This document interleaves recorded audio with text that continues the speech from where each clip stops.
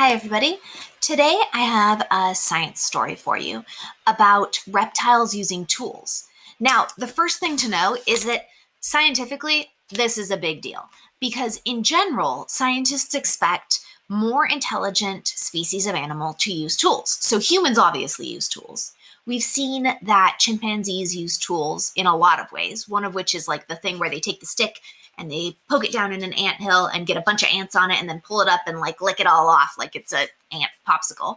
And we've seen that some birds, especially birds in the corvid family, which is like ravens and crows and jays, we've seen that those birds can use tools.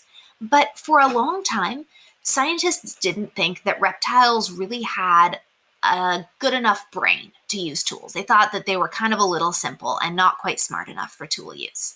But they've been discovering that that's not actually the case. We just haven't found many examples of it yet. So today I want to tell you about a couple reptiles that do use tools. Now, these reptiles are closely related, but still a different species. So this thing has been observed happening in Louisiana in the United States with the American alligator, and also in India with a crocodile that is sometimes called a mugger crocodile, like they're mugging people, which is like if you come up to someone and threaten them and take all their money. And the other name that that crocodile has is the marsh crocodile. Now, both this alligator and this crocodile live in a very similar habitat. They live in a swamp. So they live in a place where the ground is reliably pretty soggy, where in some places it goes to, like little puddly ponds that they can go under in, and where there aren't many trees. It's mostly like small grass and shrubs and things. And in both of these places, both in Louisiana and in India, there's a certain type of bird that tends to live in the swamp with them, and that is wading birds. So if you've ever seen a heron or an egret, they are tall birds with a big long beak that they use for fishing down into the water to get food. And they have big long legs that hold them up, and they do that for wading around in the swamp. Now, in both of these places, the birds make nests during one specific time in the spring. And during this specific time in the spring, they're doing a lot of work trying to get enough branches and sticks to make nests that are big enough for their bodies and so they can fit all of their eggs in them. And this is a challenge in the swamp because remember, like I said, these swamps don't have that many trees. They're full of a lot of grass and little shrubby things, but there aren't a lot of good sticks. Sticks are so rare that the birds will end up fighting over sticks during nest building time to get the best stuff for their nests. And this is where the reptiles come in. So both the alligator in Louisiana and the crocodile in India have been observed baiting the birds. So they set a trap for the birds. And the way they do this is they go find a stick and then they push their snout. So remember, they've got a big long snout like this. They push it up underneath the stick. So the stick ends up resting on the end of their snout, kind of like this pen is on my hand snout here. And then they submerge their body most of the way under the water. They squish down so only a little bit of them is sticking out.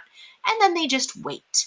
And what you may or may not know is that an alligator or a crocodile, when it's pretty far under the water, is fairly well camouflaged. It looks kind of like a log itself. So they'll sit there and wait with the stick waiting on the end of their snout until one of these wading birds, a heron or an egret, I combined those into a new species. A heron is not a thing.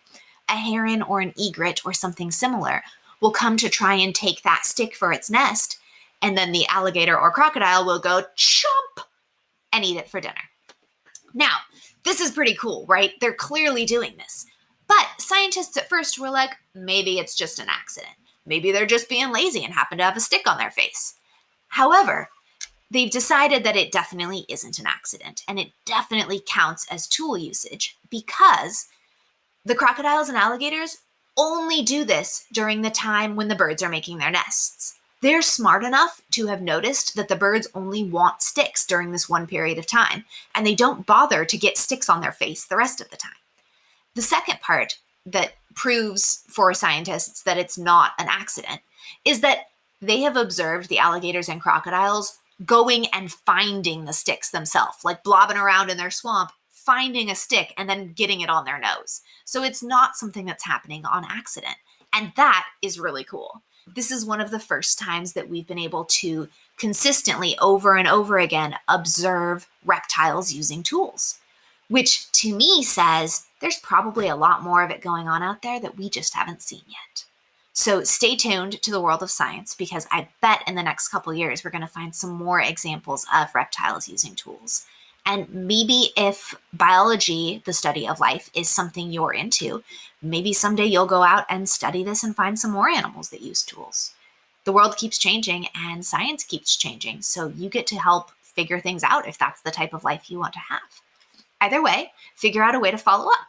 Maybe you want to learn a bit more about crocodiles, maybe a bit more about alligators, maybe about egrets or herons. Maybe you want to learn about the mugger crocodile in India and the American alligator in Louisiana and make a Venn diagram, which is one of those things where you have the two circles overlapped on your page and you put information on each separate circle about the animal on its own and information in the overlap zone right there about ways that they're similar. That could be interesting. Maybe you want to research other ways that animals use tools. If you type something like tool using animals into a search bar, you will probably find some information. I'll leave a couple interesting links down in the comments for you to go find more. And other than that, just find a way to follow up, have a good day, and keep learning. Bye, everyone.